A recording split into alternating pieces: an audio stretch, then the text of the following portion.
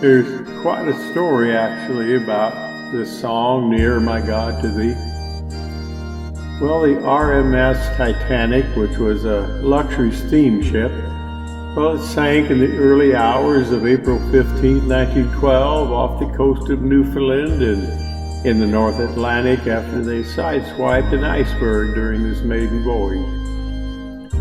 And it was said that of the 2,240 passengers and crew on board, more than 1,500 lost their lives in that disaster. Well, Wallace Hartley, he told the band they had just finished playing, and Hartley tells the band that they may go to the boats. Oh, he remains behind and starts to play Near My God to Thee. And one by one, the band came back and well, they played as the scenes continued to change.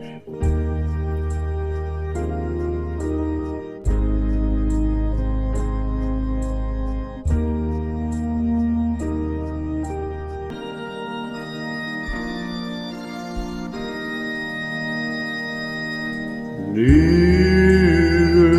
my God to Thee,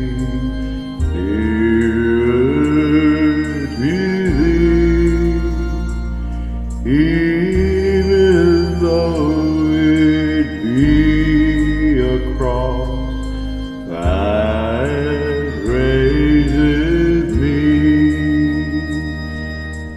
still all my song would be near my God to Thee, near my God to Thee, near to Thee.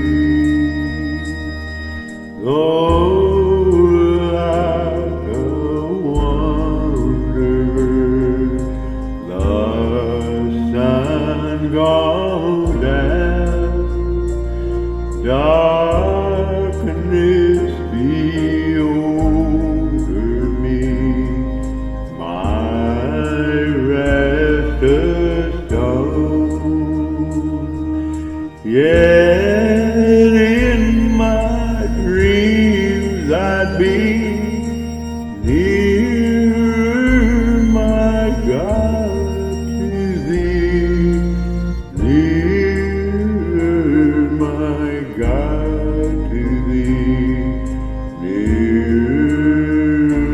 to Thee. There let the way appear, steps up to heaven. All that Thou sendest me in mercy given,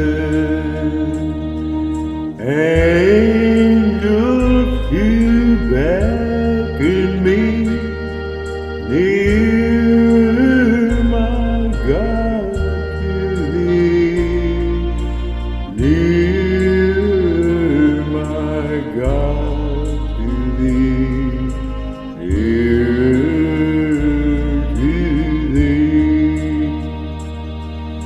Then with my waking thoughts right without praise, out of my stony grief, Bethel I'll raise. So by my woes to Thee, near my God to Thee, near my God to Thee, near to Thee.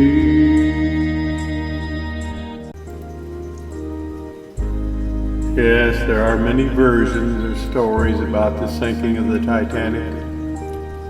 You see, the ill-fated maiden voyage of the Titanic began on April 10th, 1912. Oh, the first 3 days of the voyage, they experienced no incident other than strong winds and high seas. But on the morning of April 14th, it was, by that afternoon, both winds and seas had calmed. And throughout the day, Titanic also received numerous reports from other ships that were, there were warnings of icebergs in the area. However, these warnings were generally seen as advisory, and the Titanic continued on its course at full speed.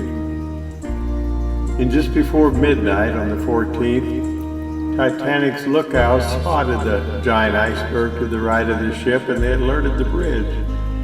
And despite evasive maneuvers and a full reversal of the engines, the Titanic's size worked against it, and they just couldn't maneuver fast enough to avoid a collision, and she struck that iceberg and, took on some heavy damage.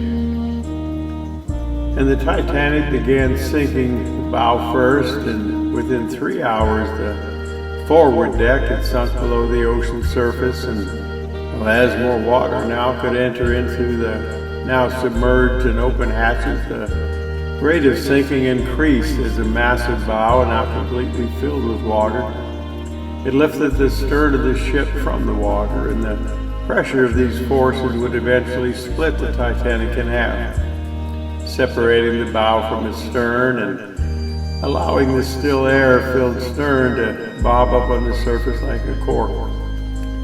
Before finally sinking to the bottom, the entire sinking of the unsinkable Titanic took less than 3 hours. Yes, much of the loss of life was attributed to the icy water conditions and the slow response by nearby vessels, and there was a limited number of lifeboats available. Oh, if